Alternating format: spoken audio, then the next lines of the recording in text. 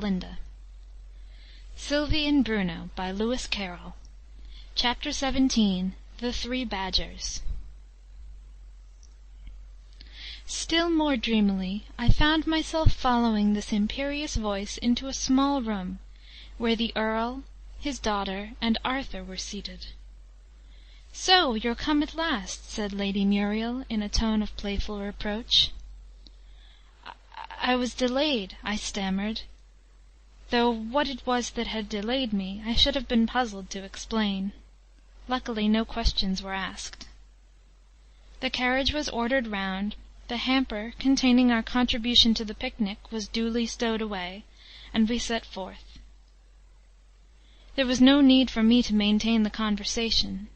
Lady Muriel and Arthur were evidently on those most delightful of terms, where one has no need to check thought after thought, as it rises to the lips, with the fear, this will not be appreciated, this will give offence, this will sound too serious, this will sound flippant. Like very old friends, in fullest sympathy, their talk rippled on. "Why shouldn't we desert the picnic and go in some other direction?" she suddenly suggested. "A party of 4 is surely self-sufficing, and as for food, our hamper—" "Why shouldn't we? What a genuine lady's argument!" laughed Arthur. "A lady never knows on which side the onus probandi, the burden of proving, lies."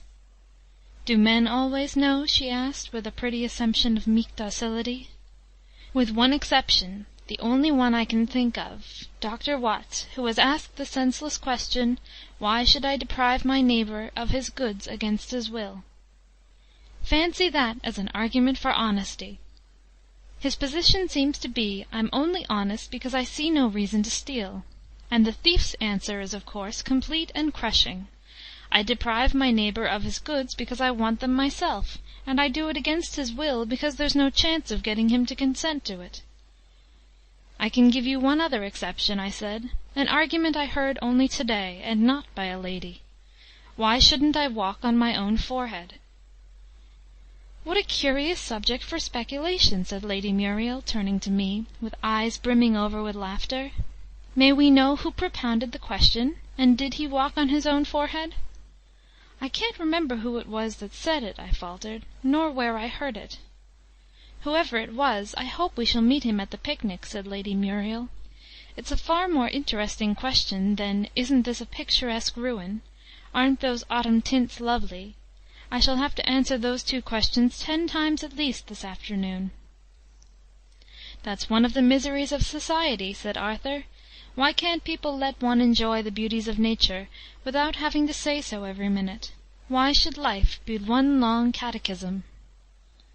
"It's just as bad at a picture gallery," the Earl remarked.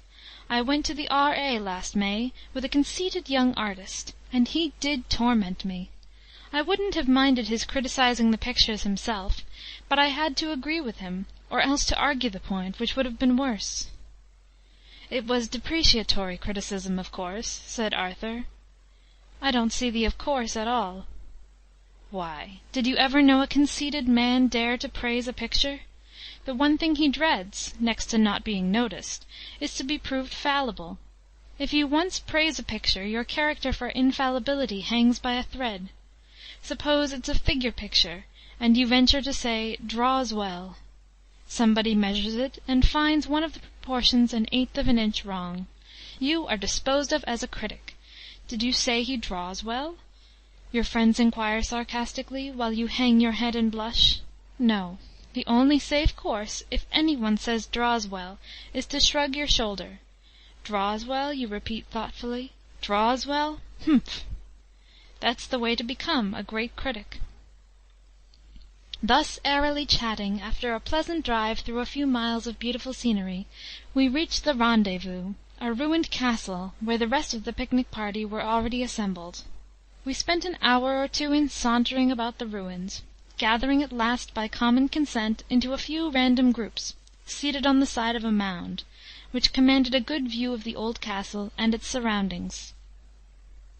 The momentary silence that ensued was promptly taken possession of, or, more correctly, taken into custody by, a voice. A voice so smooth, so monotonous, so sonorous, that one felt with a shudder that any other conversation was precluded, and that, unless some desperate remedy were adopted, we were fated to listen to a lecture, of which no man could foresee the end. The speaker was a broadly built man, whose large, flat, pale face was bounded on the north by a fringe of hair, on the east and west by a fringe of whiskers, and on the south by a fringe of beard, the whole constituting a uniform halo of stubbly, whity-brown bristles. His features were so entirely destitute of expression that I could not help saying to myself, helplessly, as if in the clutches of a nightmare, "They are only penciled in, no final touches as yet." And he had a way of ending every sentence with a sudden smile, which spread like a ripple over that vast blank surface, and was gone in a moment, leaving behind it such absolute solemnity that I felt impelled to murmur, "It was not he, it was somebody else that smiled." "Do you observe," such was the phrase with which the wretch began each sentence, "do you observe the way in which that broken arch, at the very top of the ruin, stands out against the clear sky? It is placed exactly right, and there is exactly enough of it. A little more, or a little less, and all would be utterly spoiled." "O gifted architect!" murmured Arthur, inaudibly to all but Lady Muriel and myself, foreseeing the exact effect his work would have, when in ruins, centuries after his death. "And do you observe where those trees slope down the hill," indicating them with a sweep of the hand, and with all the patronizing air of the man who has himself arranged the landscape, "how the mists, rising from the river, fill up exactly those intervals where we need indistinctness for artistic effect? Here, in the foreground, a few clear touches are not amiss, but a background without mist, you know, it is simply barbarous. Yes, we need indistinctness." The orator looked so pointedly at me as he uttered these words, that I felt bound to reply, by murmuring something to the effect that I hardly felt the need myself, and that I enjoyed looking at a thing better when I could see it. "Quite so," the great man sharply took me up. "From your point of view, that is correctly put. But for any one who has a soul for art, such a view is preposterous. Nature is one thing, art is another. Nature shows us the world as it is, but art, as a Latin author tells us, art, you know, the words have escaped my memory." "Ars est celare naturam," Arthur interposed with a delightful promptitude. "Quite so," the orator replied with an air of relief. "I thank you. Ars est celare naturam, but that isn't it."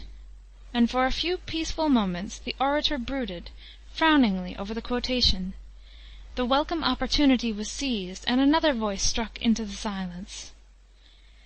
"What a lovely old ruin it is!" cried a young lady in spectacles, the very embodiment of the March of Mind, looking at Lady Muriel, as the proper recipient of all really original remarks. "And don't you admire those autumn tints on the trees? I do, intensely." Lady Muriel shot a meaning glance at me, but replied with admirable gravity, "Oh yes, indeed, indeed! So true!" "And isn't it strange," said the young lady, passing with startling suddenness from sentiment to science, "that the mere impact of certain coloured rays upon the retina should give us such exquisite pleasure?" "You have studied physiology, then?" a certain young doctor courteously inquired. "Oh yes, isn't it a sweet science?" Arthur slightly smiled. "It seems a paradox, does it not," he went on, "that the image formed on the retina should be inverted?" "It is puzzling," she candidly admitted. "Why is it we do not see things upside down?" "You have never heard the theory, then, that the brain also is inverted?" "No, indeed. What a beautiful fact! But how is it proved?" "Thus," replied Arthur, with all the gravity of 10 professors rolled into one. "What we call the vertex of the brain is really its base, and what we call its base is really its vertex. It is simply a question of nomenclature." This last polysyllable settled the matter. "How truly delightful!" the fair scientist exclaimed with enthusiasm. I shall ask our physiological lecturer why he never gave us that exquisite theory." "I'd give something to be present when the question is asked," Arthur whispered to me, as, at a signal from Lady Muriel, we moved on to where the hampers had been collected, and devoted ourselves to the more substantial business of the day. We waited on ourselves, as the modern barbarism, combining two good things in such a way as to secure the discomforts of both and the advantages of neither, of having a picnic with servants to wait upon you, had not reached this far out-of-the-way region, and of course the gentlemen did not even take their places until the ladies had been duly provided with all imaginable creature comforts. Then I supplied myself with a plate of something solid and a glass of something fluid, and found a place next to Lady Muriel. It had been left vacant, apparently for Arthur, as a distinguished stranger, but he had turned shy, and had placed himself next to the young lady in spectacles, whose high rasping voice had already cast loose upon society such ominous phrases as "Man is a bundle of qualities," "The objective is only attainable through the subjective." Arthur was bearing it bravely, but several faces wore a look of alarm, and I thought it high time to start some less metaphysical topic. "In my nursery days," I began, "when the weather didn't suit for an out-of-doors picnic, we were allowed to have a peculiar kind, that we enjoyed hugely.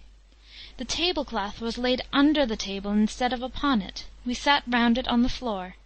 I believe we really enjoyed that extremely uncomfortable kind of dinner more than we ever did the orthodox arrangement."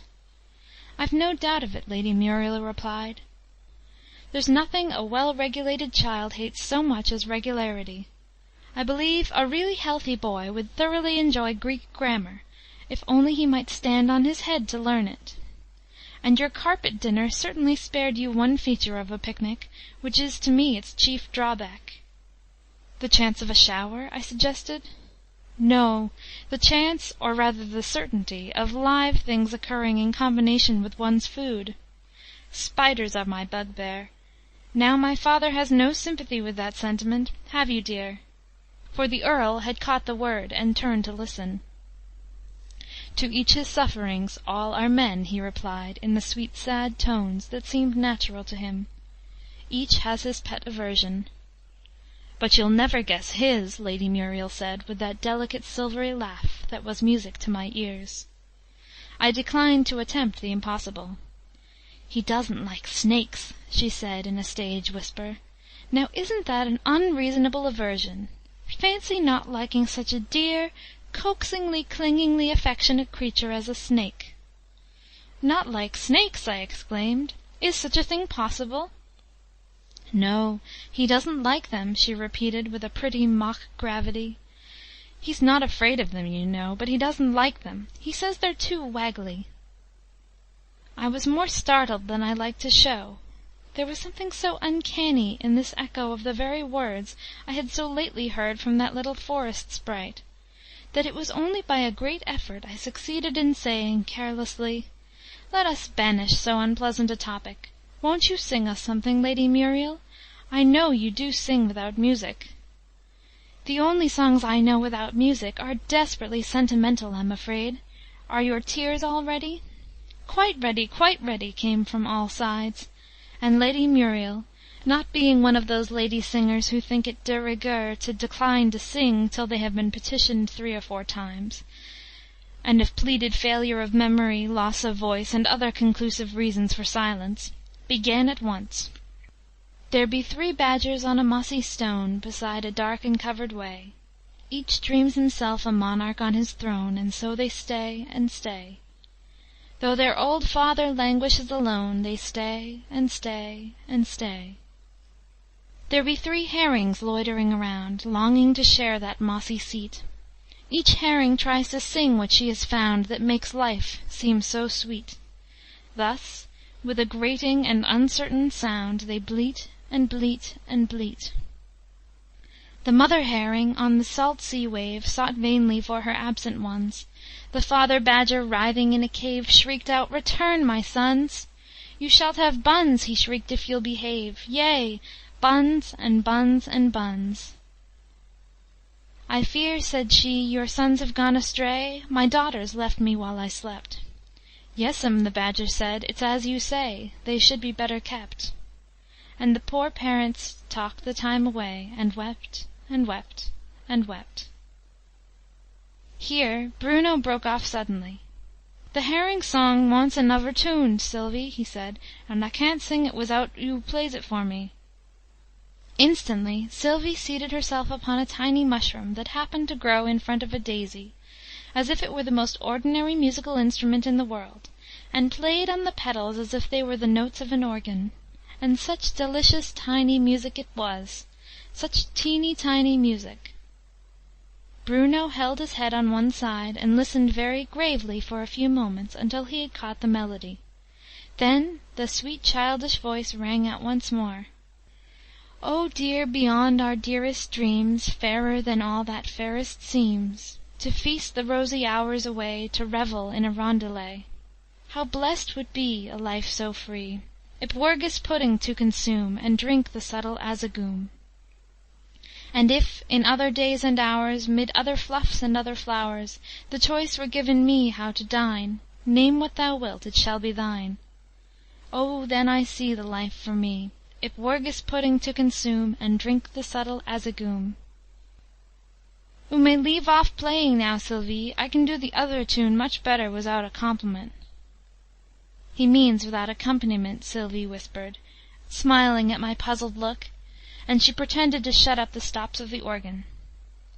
The Badgers did not care to talk to fish, They did not dote on herring songs, They never had experienced the dish To which that name belongs. And oh, to pinch their tails, this was their wish, With tongs, yea tongs, and tongs. I ought to mention that he marked the parenthesis in the air with his finger. It seemed to me a very good plan. You know there's no sound to represent it, any more than there is for a question. Suppose you have said to your friend, "You are better to-day," and that you want him to understand that you are asking him a question. What can be simpler than just to make a question mark in the air with your fingers? He would understand you in a moment. "And are not these the fish?" the eldest sighed, "Whose mother dwells beneath the foam?" "They are the fish," the second one replied, "And they have left their home." "O wicked fish!" the youngest Badger cried, "To roam, yea roam, and roam." Gently the Badgers trotted to the shore, The sandy shore that fringed the bay. Each in his mouth a living herring bore, Those aged ones waxed grey. Clear rang their voices through the ocean's roar, "Hooray, hooray, hooray!" "So they all got safe home again," Bruno said, after waiting a minute to see if I had anything to say. He evidently felt that some remark ought to be made. And I couldn't help wishing there were some such rule in society at the conclusion of a song, that the singer herself should say the right thing, and not leave it to the audience. Suppose a young lady has just been warbling, with a grating and uncertain sound, Shelley's exquisite lyric, "I arise from dreams of thee." How much nicer it would be, instead of having to say, "Oh, thank you," for the young lady herself to remark, as she draws on her glove, while the impassioned words, "Oh, press it to thine own, or it will break at last," are still ringing in your ears. But she wouldn't do it, you know, so it did break at last. "And I knew it would," she added quietly, as I started at the sudden crash of broken glass. "You've been holding it sideways for the last minute, and letting all the champagne run out. Were you asleep, I wonder? I'm so sorry my singing has such a narcotic effect." Chapter 17. The Three Badgers.